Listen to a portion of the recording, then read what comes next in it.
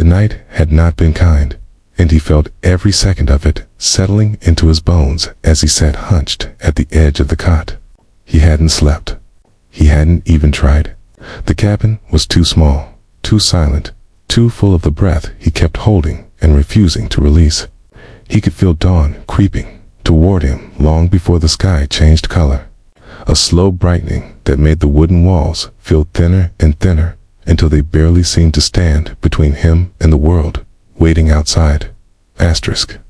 He knew they were there long before he dared look. He had heard them in the dark first, the distant roll of hooves, like a storm forming across the plains. Then the slow settling of bodies as the riders stopped and arranged themselves in absolute formation. Now their stillness pressed against the cabin like a weight, like hands on his shoulders forcing him to acknowledge what waited beyond the door. 300 warriors, not raiders, not bandits, not a disorganized horde. Warriors, disciplined, silent, patient. Asterisk. And all of them waiting for him. Asterisk. The fire had died hours ago, but he hadn't moved to feed it. The air inside the cabin had grown cold, the kind of cold that nibbled at the edges of breath, but he barely felt it. His mind was somewhere between the door, the horizon, and the memory of her voice cracking in the dark. He remembered the feel of her fingers closing around his hand, pressing something into his palm with a kind of desperation he hadn't understood at first. Dependent, simple, carved, familiar only to her people. He remembered the way her breath shook when she told him to think before reacting, to consider that not every offense, not every misunderstanding demanded blood. Asterisk. He hadn't listened. He wished now that he could say it was anger that clouded him, something explosive and uncontrollable, but the truth was far quieter than that. It had been pride, the stubborn, flint-heart kind that refused to bend even when bending was the only thing that could save him. Pride made him speak too sharply, move too quickly, misjudge what was a warning for what he assumed was a threat. And now 300 warriors stood outside his home, not roaring, not demanding, not challenging, just waiting. Asterisk. Waiting for him to decide what he was going to be at the break of dawn. Asterisk. He rubbed the back of his neck and winced as his fingers brushed along the tensed muscles. His body felt wound tight enough to snap. The cabin walls seemed to pulse with every shallow breath he took. He kept telling himself he would get up soon, stand, move to the door, do something. But for long, dragging minutes, he couldn't. His legs felt rooted. His chest felt bound. Asterisk. He closed his eyes and listened. The first sounds of the morning wind dragging over frost. A distant creak whispering under ice.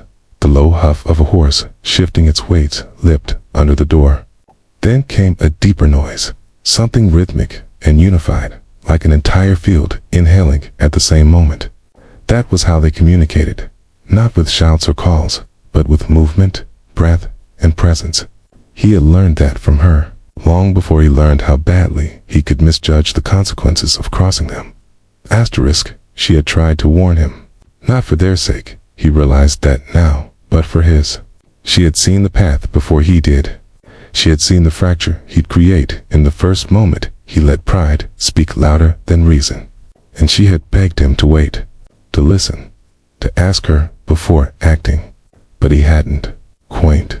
And when he looked back at her eyes before she left him standing in the cold, he finally understood the fear there wasn't for her life. It was for his. The horizon began to glow through the cracks in the shutters. Thin streaks of rose and gold stretching across the sky. Dawn. The exact moment he had dreaded. The moment everything outside his cabin would shift from waiting to judging. He exhaled slowly, the air trembling as it escaped him. He reached into his pocket and pulled out the pendant she'd given him. Even now, it felt warm, as if her hands had only just placed it there. A simple piece of carved wood, worn smooth from generations of palms passing over it.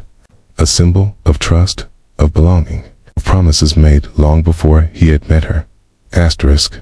He ran his thumb over its edges and felt the sting of regret settle into him like a blade. He wished he had asked her more about it. Wished he had asked how he was meant to use it, what it meant to her people, why she thought giving it to him would protect him. Now, all he knew was that she had given it to him as a final hope, and he had not deserved it. The floor creaked beneath him as he finally rose. His legs felt heavy, but certain. The cabin seemed smaller from this height, almost shrunken by the fear it had held during the night. He moved across it slowly, each step echoing in the silent space. He paused at the table where he had left his coat, fingers brushing the worn fabric before pulling it around his shoulders. It didn't offer much warmth, but it felt like armor, thin as it was. He stepped toward the door. His hand hovered over the latch, fingers trembling not from cold, but from the weight of what stood outside. He rested his other hand over the pendant in his pocket, feeling its shape, grounding himself in the one reminder that not everything was lost yet. He didn't know what the warriors wanted. He didn't know if they were here for vengeance, for answers, or simply to stand witness to his fate. But he knew that hiding inside would make everything worse. He closed his eyes and leaned his forehead against the wooden door. Through the thin planks, he could feel the faint vibration of the assembled horses. The quiet strength of so many bodies waiting in perfect unity. He could almost picture them, rows upon rows, stretching across the frost-glittered grass, each rider upright and steady, each face set in a calm that was more terrifying than rage. The stillness outside felt sacred, purposeful, like the world itself had paused to see what he would do. He drew a slow breath and lifted the latch. Tange. The hinge moaned softly as the door swung open, letting in a blast of cold air that wrapped around him like an awakening. The light of dawn poured across the doorstep, bright enough to make him squint. He stepped out, letting his bare feet meet the icy ground. The frost bit into his skin, but he didn't flinch. Before him, stretching out across the valley, stood the 300 warriors. Their horses stood in disciplined rows, steam rising from their nostrils. Their riders remained perfectly still, their spears angled in identical positions, catching the morning sun in sharp lines of gold. The sight was overwhelming, not chaotic, not brutal, but breathtakingly organized. Like a living wall of judgment. He swallowed hard, but kept his shoulders straight. His heartbeat thundered in his ears, but he forced himself to breathe steadily. A wind lifted through the valley, carrying the scent of pine and cold earth.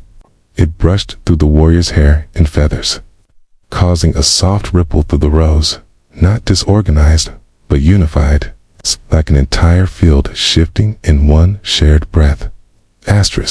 No one spoke, no one moved, and yet the silence held more words than any shouted accusation. He stepped further out, the pendant heavy in his pocket. The frost cracked under his feet.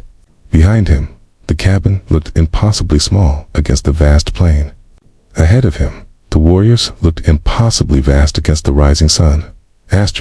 This was the moment she had tried to prevent, the moment she had foreseen, the moment she had whispered against when she told him not like this tonight.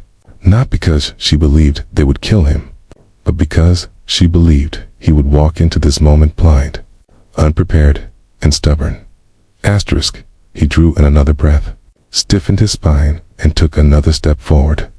His voice did not rise. His body did not tremble. He walked toward them slowly, each step echoing through the cold ground. He didn't know if this was surrender, defiance, or something in between. He only knew that dawn had come, and with it, the consequences he could no longer flee.